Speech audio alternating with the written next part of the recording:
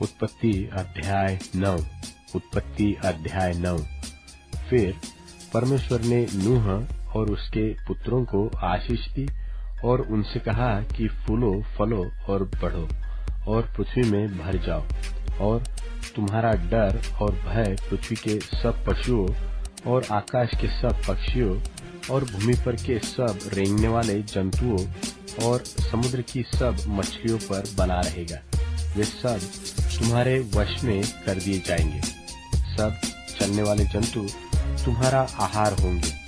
जैसा तुमको हरे हरे छोटे पेड़ दिए थे, वैसा ही अब सब कुछ देता हूँ।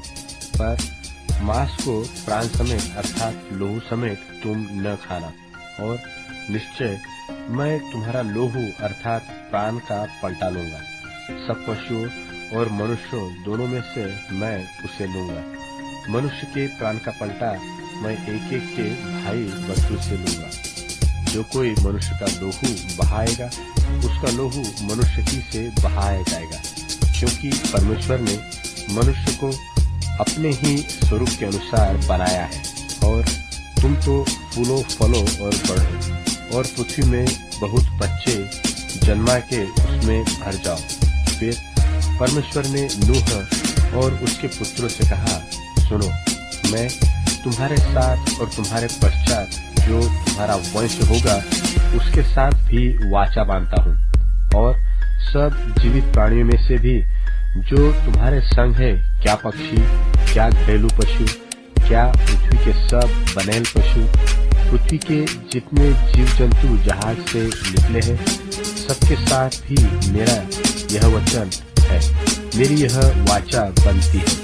और मैं तुम्हारे साथ अपनी इस वाचा को पूरा करूंगा कि सब प्राणी फिर जल प्रलय से नाश न होंगे, और पृथ्वी के नाश करने के लिए फिर जल प्रलय न होगा। फिर परमेश्वर ने कहा, जो वाचा मैं तुम्हारे साथ और जितने जीवित प्राणी तुम्हारे संग हैं, उन सब के साथ भी युग युग की पीढ़ियों के लिए बांधता हूँ, उसका यह चिन्ह है कि मैंने बादल में अपना धनुष रखा है।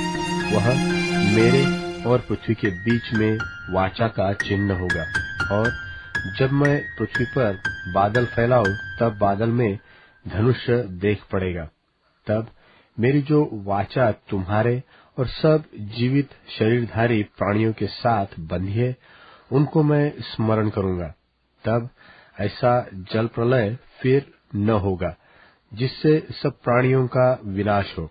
बादल में जो धनुष होगा, मैं उसे देख के यह सदा की वाचा स्मरण करूंगा, जो परमेश्वर के और पृथ्वी पर के सब जीवित शरीरधारी प्राणियों के बीच बंधी है।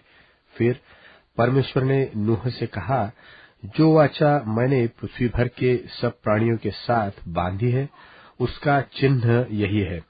नूह के जो पुत्र जहाज में से निकले, वे शेम, हाम और एपेत थे। और हाम तो कनान का पिता हुआ। नूह के 3 पुत्र यही है, और इनका वंश सारी पृथ्वी पर फैल गया।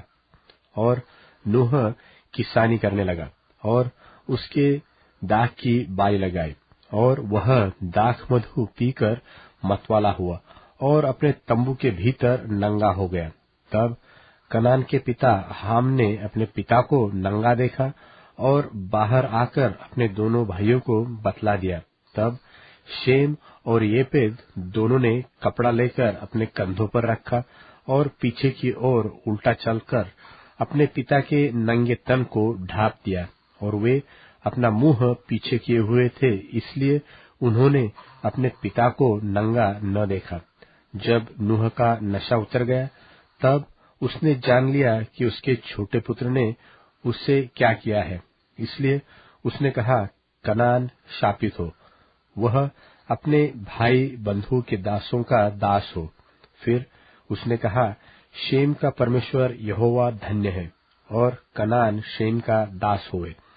परमेश्वर एपेत के वंश को फैलाए, और वह शेम के तंबुओं में बसे, और कनान उसका दास होए।